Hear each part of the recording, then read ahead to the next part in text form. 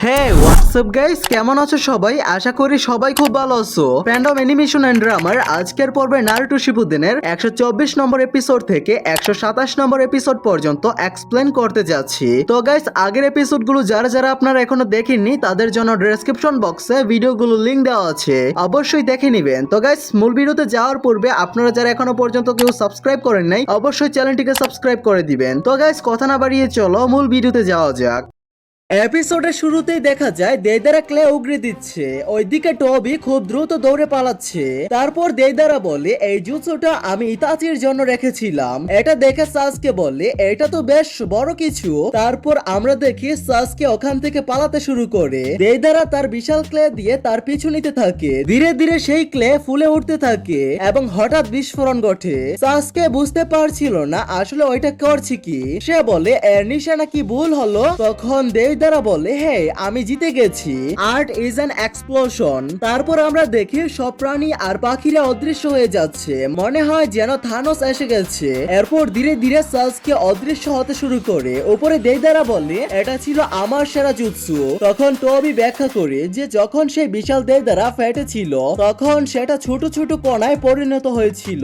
লোকেরা যখন শ্বাস নেয় তখন সেগুলো শরীরের ভেতরে চলে যায়। তারপর দেইদারা সব কণাগুলো ডেটোনেট করে দেয়, যার ফলে সবাই অদৃশ্য হয়ে যায়। এটা সত্যি ভয়ঙ্কর এক জুৎসু। উপরে দেইদারা হেসে বলে আমি জিতে গেছি, কিন্তু তখনই সাসকে পেছন থেকে এসে চিদুরি দিয়ে তার শরীর ভেদ করে ফেলে। সাসকে বলে মনে হচ্ছে তোমার চাকরা শেষ হয়ে গেছে, তাই টের পাওনি। তোমার বিস্ফোরণ গুলো এত ছোট ছিল যে কেউ দেখতেও পেত না, কিন্তু আমি ওদের চাকরা আগে অনুভব করতে পেরেছিলাম, তাই আমার জন্য বাঁচা সহজ ছিল। দেইদারা বলে কিন্তু আমি তো তোমাকে মারতে দেখেছি। সাসকে বলে ওটা আমার জ্ঞান জুৎসু ছিল, এখনো আমি তোমার অর্গানসে আক্রমণ করিনি। বলো তো ইতাচি কোথায়? দেইদারা বলে যেমনটা বলেছিলাম, ইতাচিকে ধন্যবাদ জানাতে হবে আমাকে। তখন নিচ থেকে দেইদারার একটা ক্লোন সাসকে ধরে ফেলে। সাসকে দেখে যে ওটা আসলে ক্লোন, আর দেইদারা বলে দেখেছো তো আমি তোমার ট্রিক আগে বুঝে গেছি, তুমি একদম তোমার ভাই ইতাচির মতো। এরপর একটা ফ্ল্যাশব্যাক দেখা যায় যেখানে দেইদারা বলে আমার আর্ট অনুভব করো। তারপর সে আক্রমণ করে তার ক্লে দিয়ে বিস্ফোরণ ঘটে আর ইতাচি তার কবজায় চলে আসে।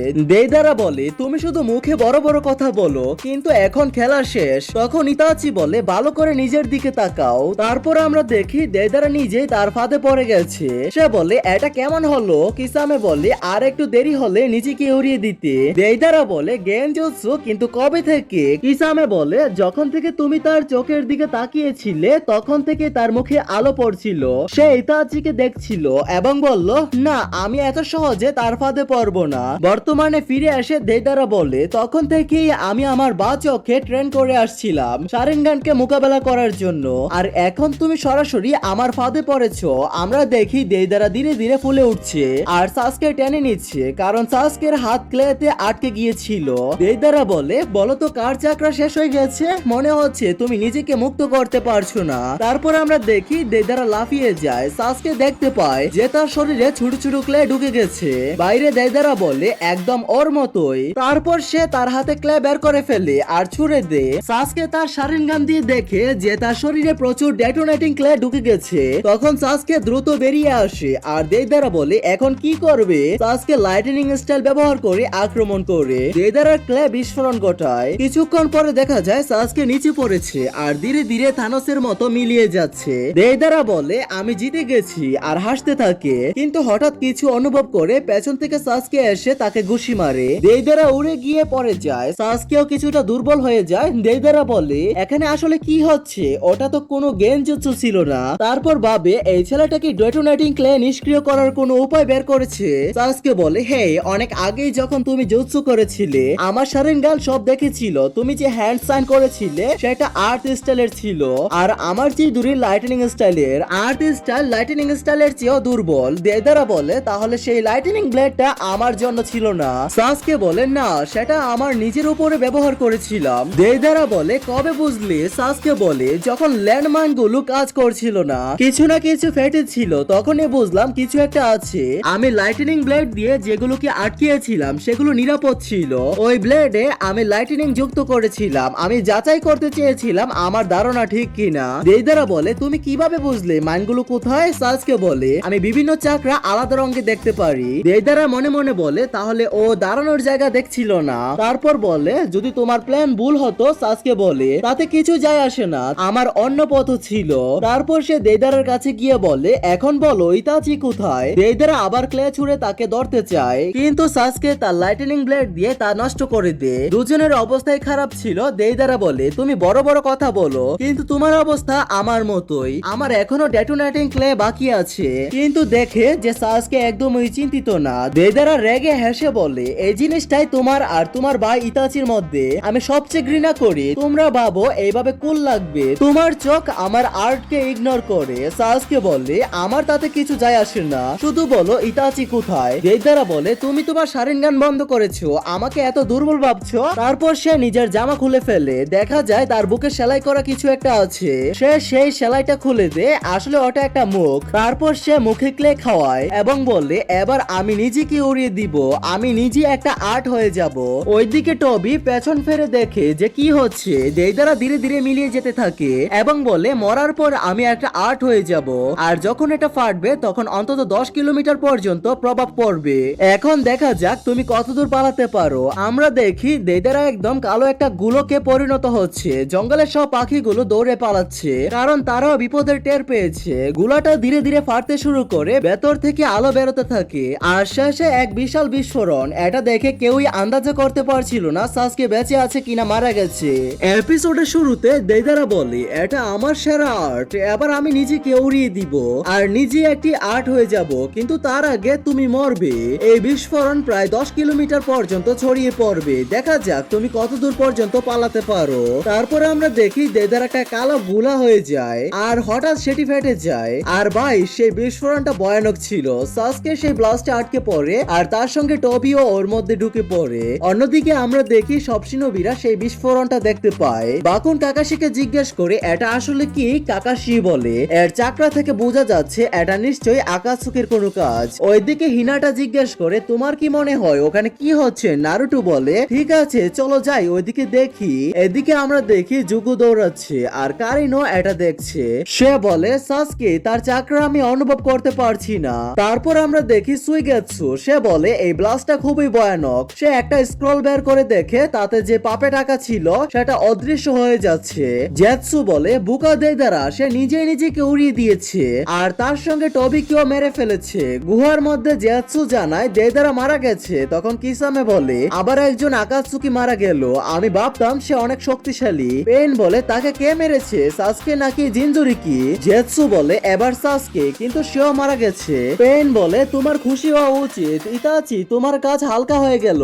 কিসামে বলে মনে হচ্ছে আমরা কাউকে ভুলে যাচ্ছি। জেৎসু বলে হ্যাঁ টবিও মারা গেছে। কিসামে বলে টবি, আমি ওকে ভুলে গিয়েছিলাম, এত বড় বিস্ফোরণ ছিল যে টবিও পালাতে পারিনি নাকি। পেইন বলে টবির মৃত্যুটা আমি বুঝতে পারি, কিন্তু দেইদারার মৃত্যুতে আমি সত্যি দুঃখিত। কিসামে বলে আমাকে মাফ করো, কিন্তু টবিকে আমি সত্যি পছন্দ করতাম, সে আমাদের দলে মজার একটা চরিত্র ছিল। পেইন বলে ঠিক আছে আমাকে যেতে হবে, কিন্তু দেইদারা চলে যাওয়াটা সত্যি দুঃখজনক। ওইদিকে সুইগেৎসু বলে ঠিক আছে এখন আমি সেই সাপটাকে সামান করে দেখি। কিছুক্ষণ পর একটা বিশাল বেগুনি রঙের সাপ আসে। সে বলে একে তো উরুচিমারুও কন্ট্রোল করতে পারতো না, তাহলে সাসকে কিভাবে পারলো। সে দেখে সাসকে ওই সাপটাকে জেনজুৎসু দিয়ে নিয়ন্ত্রণে রেখেছিল। তখন পেছন থেকে আহত সাসকে আসে। সুইগেৎসু তাড়াতাড়ি তার কাছে যায় আর বলে তোমার অবস্থা তো একদমই ভালো না, তুমি আসলে কাদের সঙ্গে লড়েছিলে। তখন সাপটা বলে তুমি আমাকে ব্যবহার করেছো, তোমার সাহস কি করে হলো আমাকে তোমার চোখ দিয়ে বশ করার। তারপর সে মারা যায়। সুইগেৎসু বলে ফাইনালি এটা গেল। এটা আমান্ডা উরুচিমারুর প্রিয় পোষা প্রাণী ছিল।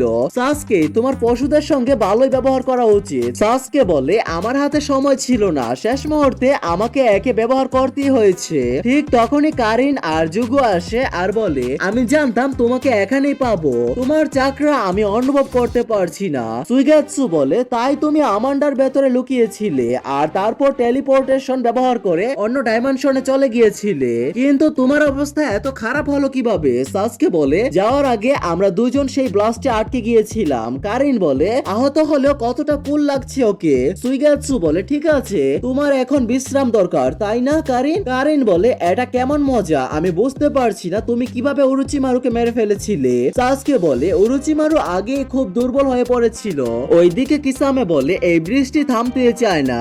আমরা দেখি ইতাচি সেই গুহা থেকে বেরিয়ে আসে। কিসামে বলে তুমি এতটা কঠোর যে তোমার মাথায় কি চলছে বোঝাই যায় না। এখান থেকে দেখে মনে হচ্ছে তুমি কাঁদছো। তোমার ভাইয়ের সঙ্গে যা হয়েছে সেটা ভালো না। এখন মনে হচ্ছে তুমি উচিহা ক্ল্যানের শেষ সদস্য।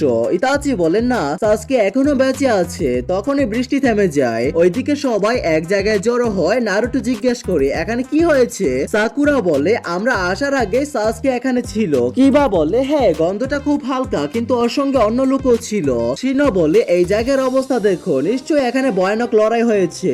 বাকুন বলে যেমনটা ভেবেছিলাম, এখানে যে গন্ধটা আছে সেটা আমি গ্রামেও অনুভব করতে পেরেছিলাম। সে একা ছিল না। সাকুরা চিন্তায় পড়ে যায়। কাকাশি বলে হ্যাঁ, নিশ্চয়ই সাসকে একটা দল তৈরি করেছে, আর এখানে এক আকাশচুকি সদস্যের গন্ধ আছে দেইদারা। সাকুরা বলে কিন্তু সে তো নিজেকে উড়িয়ে দিয়েছিল, আর আপনি বলেছিলেন সে অন্য ডাইমেনশনে চলে গিয়েছিল। কাকাশি বলে হ্যাঁ, আমিও তাই ভেবেছিলাম, কিন্তু মনে হয় সে আমাদের বোকা বানিয়েছেন। নারুটো বলে আমি কিছুই পরোয়া করি না, ওরা কতজন, ওদের পেছনে চলো। বাকুন বলে আমার মনে হয় এটা এখন সম্ভব না। নারুটো বলে কেন? কাকাশি বলে কারণ এখান থেকে ওদের গন্ধ প্রায় পুরোপুরি মুছে গেছে। হয়তো তারা ইয়ামাটোর ফাঁদে পড়েছে, অথবা টেলিপোর্টেশন ব্যবহার করে পালিয়ে গেছে। তখন কিবা নিজের জুৎসু ব্যবহার করে আর বলে শোনো, আমার মনে হচ্ছে আমি তাদের খুঁজে পেয়েছি। কাকাশি বলে বাহ, এর নাক তো হাউন্ডের চেয়েও তীক্ষ্ণ। ওইদিকে আমরা দেখি পেন বসে আছে। পেছন থেকে কনান আসে আর বলে সময় হয়েছে, ভেতরে এসো। পেন ভেতরে আসে আর বলে তাহলে সাসকে কেমন আছে? ওর সামনে কেউ একজন বসেছিল। সে বলে সে অসাধারণ, আর তার শারিনগান এখন পুরো শক্তিতে কাজ করছে। মনে হচ্ছে সে ইতাচিকে আক্রমণ করবে। পেইন বলে আর নাইন টেল ফক্সের কি অবস্থা? সেই লোকটা বলে তুমি গিয়ে তাকে ধরে আনো, আর একজন নেতা হিসেবে আমি ব্যর্থতাকে একদম সহ্য করব না। ওদিকে একটা ঘরে জুগু সাসকে ব্যান্ডেজ বেঁধে দিচ্ছে। কারিন বলে তুমি বলেছিলে তুমি ইতাচিকে মারবে, কিন্তু তোমার চেহারা দেখে তো মনে হচ্ছে তুমি নড়তেও পারছো না। সুইগাৎসু বলে কারিন আমরা অনেকদিন ধরে কাজ করছি, একটু বিশ্রাম নিতে দাও। কারিন রেগে গিয়ে বলে চুপ করো, তুমি শুধু বিশ্রামই নিতে জানো। দুজন ঝগড়া শুরু করে। তখনই সাসকে বলে যথেষ্ট, তোমরা দুজন থামো। সুইগাৎসু কারিন তোমরা কি ইতাচির কিছু খোঁজ পেয়েছো? কারিন বলে তুমি যদি বসের মতো আচরণ বন্ধ করো তাহলে বলবো। সুইগাৎসু বলে হ্যাঁ, কিন্তু বেশি কিছু না, মনে হচ্ছে ওরা এমন একজনের পেছনে আছে যার বিশেষ চাকরা আছে। জুগু বলে আমি পশুদের সঙ্গে কথা বলেছি, তাদের আশেপাশে অদ্ভুত এক চাকরা অনুভব করেছি। সুইগাৎসু বলে ওয়াও, মানে তুমি বলতে চাও প্রাণীরাও চাকরা অনুভব করতে পারে? কারেন সাথে সাথে তাকে লাথি মারে আর আবার ঝগড়া শুরু করে। জুগু রেগে যায় আর কার্সমার্ক সক্রিয় হয়ে যায় আর সে পাগল হয়ে ওঠে। সুইগাৎসু আর কারেন দুজনেই তাকে শান্ত করার চেষ্টা করে, কিন্তু কিছুতেই সামলাতে পারছিল না। তখন সাসকে বলে জুগু শান্ত হও, তারপর তার কার্সমার্ক মিলিয়ে যায়। কিছুক্ষণ পর জুগু নিজে সাসকের কাছে যায়, তাকে ঘুম পাড়িয়ে দে। তারপর সুইগাৎসু আর কারিন আবার ঝগড়া শুরু করে। জুগু বলে আমার সাসকের দরকার, সে বলেছিল সে আমার জন্য খাঁচা হয়ে যাবে, যেমনটা সে এখনই করেছে। সুইগাৎসু বলে হ্যাঁ, কিন্তু আমার খাঁচা এখনো খোলা আছে, আমি যে কোনো সময় চলে যেতে পারি। ওইদিকে সবাই আবার বেরিয়ে পড়ে। কিবা বলে আমার মনে হচ্ছে তারা কোথাও থেমেছে, খুব বেশি দূরে নয়। ওইদিকে রেন ভিলেজে তাদের নেতা বলে নারুটো উজুমাকি কোনো সাধারণ ছেলে না, তার সঙ্গে আরো অনেক আছে। সে কাকুজোর দুইটা হার্ট একসঙ্গে মেরে ফেলেছে, এটা এত সহজ হবে না। কনান বলে আমাদের এসব বোঝানোর দরকার নেই, আমরা তো একটা যুদ্ধ হারিনি। তাদের নেতা বলে ঠিক আছে আমি যাচ্ছি, বাকিদের বলে দাও যত তাড়াতাড়ি সম্ভব সব জিনজুরিকিদেরকে ধরে ফেলতে হবে, খুব শীঘ্রই আমাদের লক্ষ্য পূর্ণ হবে। তখন আমরা দেখি প্রবল বৃষ্টি পড়ছে। সে পেছনে ফিরে তাকায় আর সে আর কেউ নয়, টবি। কিন্তু এক সেকেন্ড, সে বলে শারেনগানের আসল শক্তি শুধু আমার জন্য মাদার উচিয়া। তারপর সে সেখান থেকে চলে যায়। কনান বলে আবারও আকাশ কাঁদছে আর তুমিও। পেন এপিসোডের শুরুতে জিরিয়া সুনাডের কাছে আসেন। সুনাডে বলেন কিছু জানতে পারলে? জিরিয়া বলে হ্যাঁ, আমি আকাশচুকি লিডার সম্পর্কে জেনেছি। সুনাডে বলে ঠিক আছে, আমাকে সবকিছু বলো। সিজুনে বলে আমরা এই তথ্যের সাহায্যে ওদের উপর সারপ্রাইজলি অ্যাটাক করতে পারি। My lady. জিরিয়া সুনাডেকে বলেন তুমি আমার সঙ্গে বাইরে চলো, তারপর আমরা কিছু পান করব, তারপর আমি তোমাকে সবকিছু বলবো। এটা শুনে সুনাডে বলেন বুকা, আমি হুকাগে, আর আমি আমার ডিউটি ছেড়ে এভাবে যেতে পারি না। কিছুক্ষণ পর আমরা দেখি জিরিয়া আর সুনাডে সেখানে বসে পান করছেন। জিরিয়া বলে তুমি তো বলেছিলে তুমি আমার সঙ্গে আসবে না। তারপর আমাদের কারিনকে দেখানো হয়, কারিন কিছু ওষুধ নিয়ে সেখান থেকে যাচ্ছিল। কারিন টিম কাকাশির চাকরা সেন্স সেন্স করে আর দেখে টিম কাকাশি দ্রুত এগিয়ে যাচ্ছে। কারেন সাসকের কাছে গিয়ে বলে ওরা আসছে। সাসকে বলে চলো আমরা সবাই এখান থেকে বেরিয়ে যাই, আমরা আকাশুকির হাইড আউটে যাবো। সাসকে আর সুইগাৎসু এগিয়ে যায়। কারেন জুগুকে বলে তুমি যতটা পাখি ডাকতে পারো ডেকে নাও। তারপর কারেন সাসকের একটা শার্ট ছিঁড়ে ফেলে। ওইদিকে কিবা বলে সাসকের গন্ধ চারদিকে ছড়িয়ে পড়েছে। সাকুরা বলে ওদের জানা হয়ে গেছে যে আমরা ওদের পিছু নিয়েছি। কিবা বলে আমরা বুঝতে পারতেছি না আমাদের কোন দিকে যেতে হবে।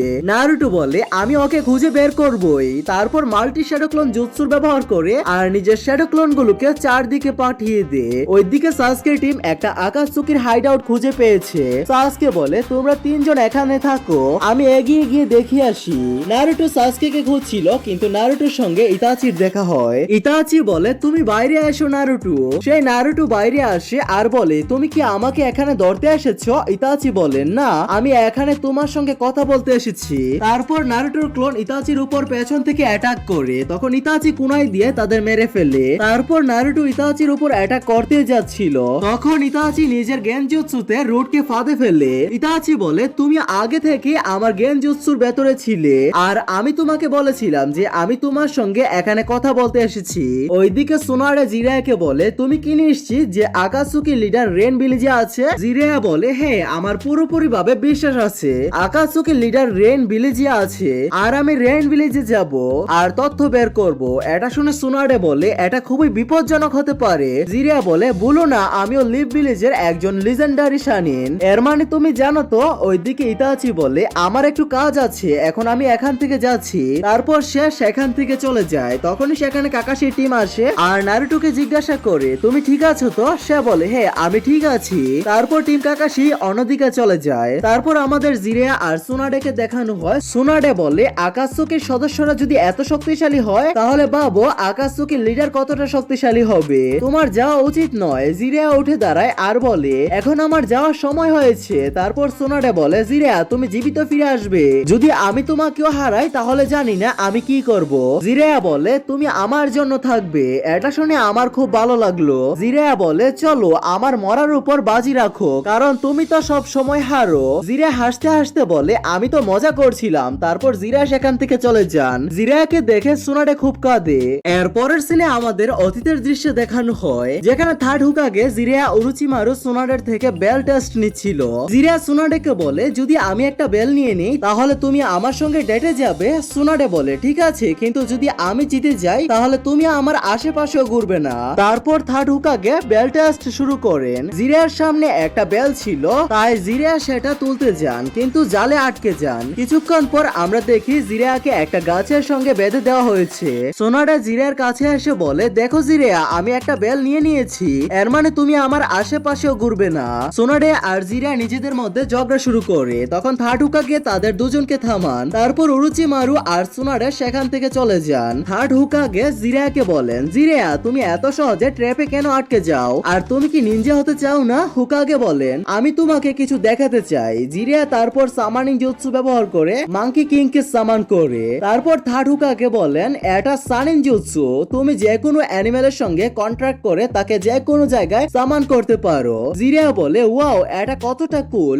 আমি এর সঙ্গে কন্ট্রাক্ট করতে চাই। থার্ড হুকাগে বলে তুমি এটা করতে পারবে না, কারণ আমি ইতিমধ্যে এর সঙ্গে কন্ট্যাক্ট করে ফেলেছি। তুমি অন্য অ্যানিমেলদের সঙ্গে কন্ট্যাক্ট করো আর তাকে সামান করতে পারো। জিরিয়া বলে আমার ডেস্টিনিতে কোন অ্যানিমেল আছে যাকে আমি সামান করতে পারিনি? থার্ড হুকাগে বলেন কন্ট্রাক্ট করার আগে তোমাকে চাকরা কন্ট্রোল করা শিখতে হবে আর হ্যান্ড সাইন বানাতে শিখতে হবে। তারপর আমরা দেখি জিরিয়া নিজে ট্রেনিং শুরু করে আর সে মন দিয়ে ট্রেনিং করছে। কয়েকদিন পর আমরা দেখি জিরিয়া সামানিং জুৎসু ব্যবহার করছে। এটা দেখে থার্ড হুকাগে বলে কন্ট্রাক্ট ছাড়া তুমি সামানিং জুৎসু ব্যবহার করতে পারবে না, যদি তুমি এটা করো তাহলে তোমার সঙ্গে যে কোনো কিছু হতে পারে। কিন্তু জিরিয়া সামানিং জুৎসু ব্যবহার করে ফেলে। তারপর সে আলাদা একটা দুনিয়ায় গিয়ে পড়ে যায়, যেখানে একটা সাপ আর একটা টোট লড়াই করছিল। তারপর জিরিয়া তাদের মাঝে যায় আর সাপটাকে ধরে ছুঁড়ে ফেলে দেয়। সেই টোট বলে তুমি একজন মানুষ, আমার জানা ছিল না যে কোনো মানুষ মায়োবুকুতে আসতে পারে। তারপর সেই টোট জিরিয়াকে তার মাস্টার ফুকাসাকুর কাছে নিয়ে যায়। মাস্টার ফুকাসাকু বলে অবশেষে তুমি এখানে এসে গেছো। এটা শুনে জিরিয়া বলে আপনি জানতেন যে আমি এখানে আসব? মাস্টার ফুকাসাকু বলেন আমাদের এল্ডার একটা প্রফেসি বলেছে যে একদিন একটা মানুষের বাচ্চা আসবে আর আমি তাকে জিরিয়াকে ট্যুরের পাওয়ার দেব আর যেটা আমি স্বপ্নে দেখেছিলাম সেটা তাকে বলবো। এটা শুনে জিরিয়া বলে আমার প্রফেসি কি? তখন মাস্টার ফুকাসাকু বলেন সেটা আমারও জানা নেই, তুমি শুধু এখানে ট্রেনিং করো। তারপর আমরা দেখি জিরিয়া আবার ট্রেনিং শুরু করে। সে মাউন্ট মায়াবুকুতে ট্রেনিং করে আর নিজের ভিলেজে গিয়েও ট্রেনিং করে। তারপর মাস্টার ফুকাসাকু ট্রেডার সঙ্গে কন্ট্রাক্টও করে দেন। তারপর জিরিয়া বড় হয়ে যায়। তারপর একটা ট্যুর এসে জিরিয়াকে বলেন আমাদের এল্ডার তোমাকে সামান করেছেন। জিরিয়া এল্ডারের কাছে যান। এল্ডার বলেন একদিন তুমি একজন বড় নিনজা হবে আর যে তোমার স্টুডেন্ট হবে সে এই দুনিয়ার পরিবর্তন আনবে অথবা এই দুনিয়া শেষ করে দেবে। জিরিয়া বলে তাহলে আমাকে কি করতে হবে? এল্ডার বলেন তাই আমি স্বপ্নে দেখেছিলাম যে তুমি কিছু বই লিখেছো আর তুমি পুরো দুনিয়া ট্রাভেল করেছো। তারপর জিরিয়া বলেন চলো এখন আমি দুনিয়াতে ঘুরতে বেরিয়ে পড়ি আর পথে বইও লিখবো। তারপর জিরিয়া একটা ব্লিজে পৌঁছান যেখানে কিছু শিনোবি সেই ব্লিজটাকে জ্বালিয়ে দেয়। তারপর জিরিয়ার উপর কেউ অ্যাটাক করে তাই জিরিয়া সেটা থেকে বেঁচে যান। জিরিয়া সেই নিনজাটাকে বলেন তুমি এই ভিলেজে কেন ধ্বংসযজ্ঞ করলে? সেই নিনজা বলে যদি আমি ধ্বংসযজ্ঞ না করতাম তাহলে অন্য কেউ ধ্বংস করে দিত। জিরিয়া তার উপর অ্যাটাক করে তারপর নিনজা সেখান থেকে পালিয়ে যায়। তারপর জিরিয়া লিভ ভিলেজে ফিরে আসেন। তারপর জিরিয়া সুনাডে আর উরুচিমারু একটা মিশনের জন্য সেখান থেকে বেরিয়ে যান।